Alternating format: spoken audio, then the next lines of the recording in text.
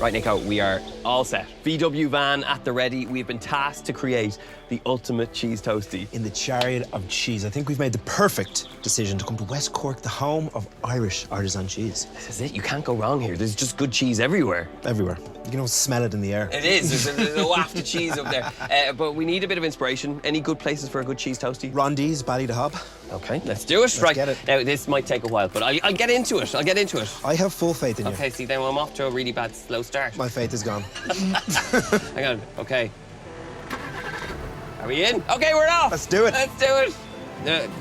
Slowly.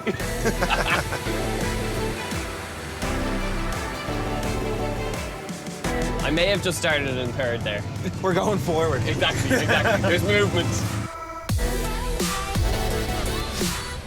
Rondi's, open 1 day a week. Right. For 3 hours. OK. Until they sell out. Ron Dees. He's the man with the cheese.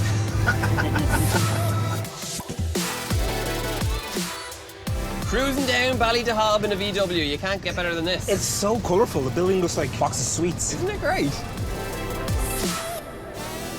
How are you guys? How are you? Hello, Good to see you. The best cheese toasties in Cork, is that what we've heard? I think so. What do you think? What sort of cheese toasties do you guys do? Our cheese toasty is a Cork cheese blend. Okay. We're doing farmhouse Durrus smoked Gubbeen, and then the Hegarty's cheddar. Gubbeen and Durrus are the two sort of biggest cheese names in Ireland. You know, the Yeah. smallest, biggest. Yeah, you know for what I mean? sure. The artisan guys. And why cheese toasties? What gave you the idea? When I moved to Ireland, there wasn't a sandwich shop that really called out to me. You know, we're already making sourdough bread. Everybody wants our bread. Why don't we do sandwiches with that as well? So I think we'll have to try them all, right? This is it. You promised me good cheese. This is like next level. We start with this one. Okay, so this has got the Gubbeen, Smoked Gubbeen. smoked Gubbeen, Durrus, and Hegarty's. Let's have a little look inside. Whoa! Oh, I like the spring onion action. Yeah. Oh, Okay, I let's can't give wait it any a- longer.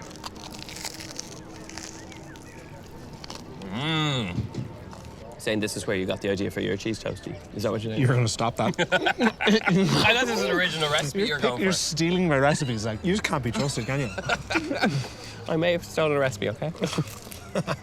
I feel like this has raised the cheese toasty game for us. I'm kind of nervous now. I know, yeah. If this is where we're starting, we have to really up it to actually get a decent cheese toasty. This is it. And we need a bit of inspiration along the way. So next up is Gubbeen, some really good cheese. Uh-huh. Let's do it. So, what is the soundtrack for us today? Well, I have nothing respectable that I can share with you. Our music choice Yeah. has to be plain, simple, and above all cheesy. Well, I can always bring cheesy because I was in a pop band. I'm well aware. So I mean, listen, own it. you have to own it. This is it. A bit of Europop. I have a song called Double Cross My Heart. It's peak cheesy Europop. Doesn't matter where you've been, doesn't matter where you are. Starting tonight, I'm by your side. Yeah, it's good. It's good.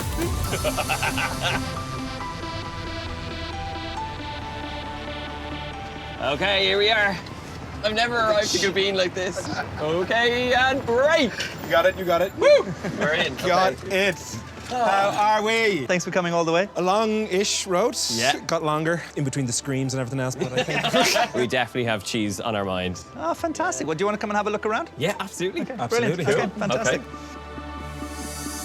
This is the herd for Gubbeen that produces all the milk that we turn into the cheese. My family's been, running this farm for about 5 generations, and Dad's amazing. Like, he literally has sort of designed the herd around it. The important part about cheese making is the quality of the milk. I mean, the milk is the first part and the most important part. All around the world, you can see, like, largely Parmesan, they have hay or different sort of influences that impart a flavour into the milk and to sort of make it unique and different. And I think Ireland's strength comes from the quality of our agriculture. The smaller farms, the quality of the farming and the more traditional, slower techniques really produce, a nicer milk that kind of lends itself through and you can taste. If you took Gubbeen itself, brick by brick, and put the farm in another country, over time, that cheese would just turn into something completely else. Yeah. And I think that's kind of a beautiful part of the whole process. Ireland is kind of well known for its agriculture, and that whole element of sort of the quality of the milk that lends itself to the cheese. The milk has come from the vat next door, gone through the pasteurizer and into these vats. The curds have started to kind of firm up. So we're going to scoop all of the curd out of the vats, and we're going to put them into these molds. And they're going to sit and wait in that mold overnight to form the good shape, and then they go into the brine baths and down to the curing rooms. This is a washed rind cheese, and you can see the cheeses here. Every day they get washed with either salty water or sometimes white wine. And towards the end now, you'll sort of see the cheeses at that latter stage of the process, going from sort of a very pale cheese to the sort of peachy coloured, and you can now start to see the blooms developing on the cheese. How long is the difference in between from here to this last shelf here? It's about 2.5 weeks to ripen a cheese in the summer months. The winter's milk kind of slows things down a little bit more, but ideally in 2.5 weeks the cheese is ripe. It's much milder, but the texture's right. Everything's kind of ready to eat in that stage. We've come out of the curing rooms. I just wanted to introduce you to Jaina. This is the lady who started it all. I feel like we should bow down. Royalty. Royalty is in our midst. I love it. But having talked about the cheese, I think a lovely thing now is to actually try them. So the cheese you saw next door and just a cheese that's about a week older. I'll start with the young bits. Okay. Now. So that's that. Almost a squidgy. It's actually a little bit creamier and sort of melt in the mouth. Gorgeous. And there's a sort of like lovely innocence because it literally hasn't seen a fridge. So what's the difference in age between these two? About a week, isn't it? So if he's innocent, what's this guy? Getting attitude, isn't he? Yeah. Teenager. Just starting to get a little bit more of an aftertaste. It's actually a really good exercise to try them in sequence like that to understand. You can't talk it too easily, can you? And It's talking quite to two experts helps as well. Yeah, exactly, yeah. With the guidance of you guys, I think it helps, yeah. Did you have Gubbeen in your toasty? I had Gubbeen in my toasty, and I will be having more Gubbeen in my toasty. So obviously we've talked about the maturing process and even kind of understanding the stages that it goes beyond. But if you took this sort of cheese and put it, say, in Christchurch in Dublin, in the cellars down there, lovely. how would it change the cheese? I mean, would it be a very different product? Well, the first logical part about the process is that like the temperature and the humidity keep it out of direct sunlight. I mean, if it's in its happy place, it will continue on. Humidity. Because they do dry out. I mean, like to keep a cheese wrapped in the fridge, I mean, but ideally you want to take it out and to bring up to room temperature before you eat it, if you really want to get all the flavours. So really that's why you want things to kind of come up to room temperature. Treat cheese like wine, actually. Right, bring it back up to... Bring it back up to Chambray, bring it up to the room temperature. We've tried the cheeses, and I have some of them wrapped up here, and we've got one of the smoked cheeses to try and one of the rind wash cheeses for your toasties, just to see if that will work for you. Fantastic one for everyone in the audience. I love it. Should be enough for the afternoon. Yeah, Enjoy. guys, thank you so much. This has been Very, very nice. inspiring. Yeah, what a treat. Yeah. Well, that was pretty cool. That was amazing. Enlightening. Enlightening stuff. Sage-wise cheesemakers. So what's next? I loved the bite of that Durrus, that creamy texture. Heather, Yeah, let's do it. what is the cheesiest song you can think of? Oh, I have many, many, many cheesy songs. It's always the cheesy songs that stick with you. Yeah, it's the ones that are in your head. Hey, Boss. hey, I knew you had cheese in you. You were too cool not to have cheese. I mean, I've been eating a lot of cheese.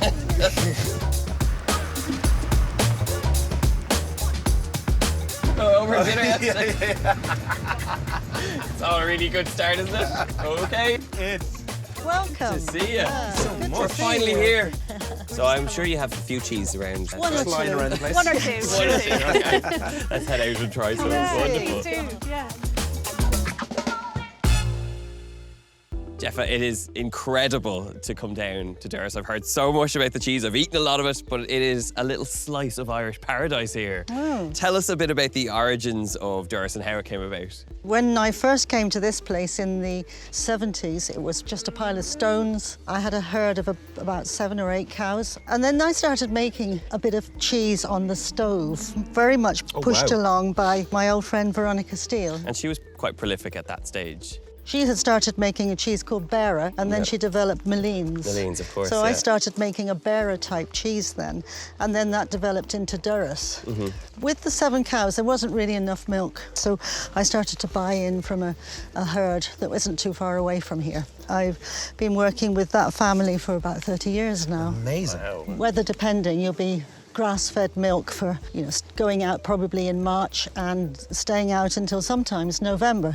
I buy also from another farmer who has a smaller herd just down by the sea, so salt-fed pastures, you know, for the climate here is humid, Yeah.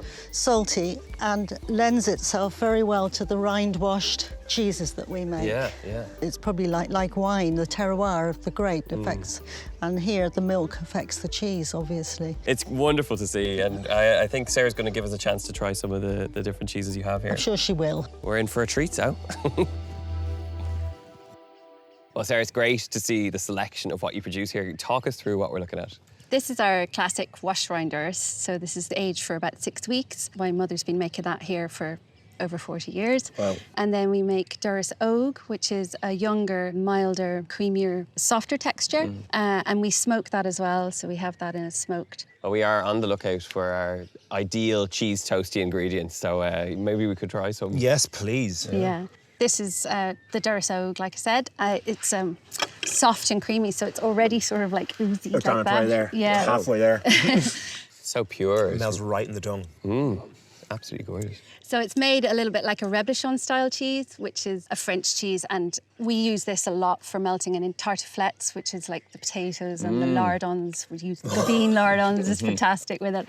So the evolution was from this original cheese, the Durrus, to the Durrus Oak? Yeah. Okay. This one, like I say, this is a larger cheese. We age it for longer. This one's about 6 weeks old, but it can go, 8, 10 weeks old. The Durrus Oak is more of a fresher, softer cheese with a shorter shelf life and a thinner skin. Okay. So ours is a rind wash cheese. So we're literally washing the surface of the cheese every day or every other day to develop the molds that we actually want growing on the surface. And the more you do that, the longer you age it, the thicker the skin gets. So this one would have a thicker skin, whereas this one has like a really thin skin that really melts into the rest of the cheese. So if you're melting it, you melt it with the skin on, I would, because a lot of the flavour in our cheese is coming from the rind. Yeah. It's wonderful. We might take one or two with us and see if we can fit it into a toasty here or there. I might have a little extra if I'm if I'm allotted. There's no point holding back. We might as well try it. Since we're here in the home. Let's not stand on ceremony. The home of great cheese. Thank you so much. Bye. See you. Good night. Oh no, couldn't do the last one. What an experience. I mean, Jeffa and Sarah, they are part of another cheese dynasty. I feel like you can understand the cheese more when you've been there and you see where it's produced. Walk around with them and just see the cows, see the grass, and hear the story. Like, 'cause there is such a history of Irish farmhouse cheese, and it's still there. That's 40 years of experience in every bite. Yeah.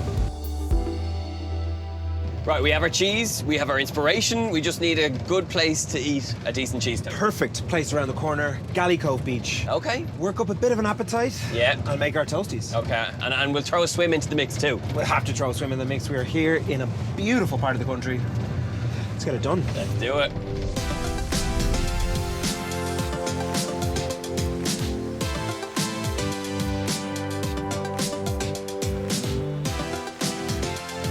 Yeah. Now we're ready. You look ready. I feel ready. I don't know who looks cooler here, Nico. I think it might be me in the wetsuit. I don't Are you sure? think so. No. Okay.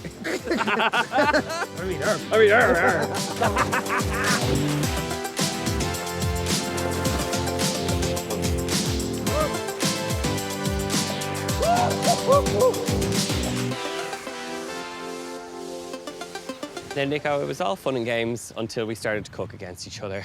And you've brought your big knife, and I just feel intimidated. Yeah, well, that's why it's here, for the intimidation factor. Okay, well, What are you starting off with? so I'm going a hot sauce mayo, Okay. ham hock, Okay. some spring onions, a little bit of mustard, and I'm going to do a combo of 3 cheeses. I've got some coulis, Nice. some Gubbeen, and Nice. because we've learned that you have to have cheddar. It brings the whole thing together. Yeah, so a bit of Dubliners going in there as well. So Magic. I am going to go for the smoked Gubbeen. Okay. With some lime zest chopped into some Durrus. So the ham and the fat will mix together. Okay. And form a nice little vortex of flavour. Vortex. And the mayonnaise and some spring onion. okay. And then again, bring it all together with some cheddar. Okay. So I'm going to start off by making this hot sauce mayo. And this is my secret trick because Are you the mixing it with mayo butter? goes on the outside. Because it gives you the crispy edges. This is good. That is so sneaky. That is so sneaky. And then some Hunzo hot sauce, the best sauce in Ireland at the moment. So spring onion, Dubliner cheddar, baked ham, lime juice, lime Oh, zest. I like what's going on over there. There's always like that lovely moment when you open a big, beautiful wheel of Irish farmhouse cheese. And this is it right now. I'm keeping the rind on. Look at that. Oh my gosh. Just look at that. Such a beautiful thing. Okay, I'm ready for you. Okay, How are we looking? we'll butter up this pan. Butter up the pan. No better Irish cheese toasty made. Okay, beautiful. I'm getting mine in. Oh, yes.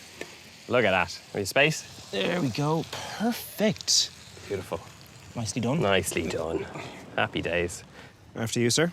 Oh, this is the moment we've been waiting for. Oh, you got a little bit of the hunzo as well. Absolutely bit of hot sauce. If you want. If I'm brave enough. You're brave enough. I'm going for hot Do you know what? I think I might start with yours. Okay. The taste test. I feel like there's no bad bad situation No, here. no, no, Either no. sandwich is pretty darn We've good. got some of the best cheese in the country. Oh. Oh my god. That's very nice. What cheese did you use again? Cooley, Yeah. Dubliner cheddar, and then that slice of Gubbeen right down the middle. Okay, I'm going for a bite of yours. And a bit of hot sauce. That's so good. So tasty. Bit of lime, bit of coriander. Look at the way the slices come out at the end. Yeah. Yum. But look how the slices come out of mine as well. Like they're really good too. Keep going. No. Oh yeah. You're good, isn't it? Yeah. The sharpness, the smokiness, the sweetness, the cream. It's like the whole of West Cork in between two buttery pieces of bread. You've gone into full poetry mode there. I like that. I mean, I was just going to say it tasted really good. I mean, good cheese brings it out of me. That was fantastic. I think we did a great job. Cheers to that. Cheers to that. Hey.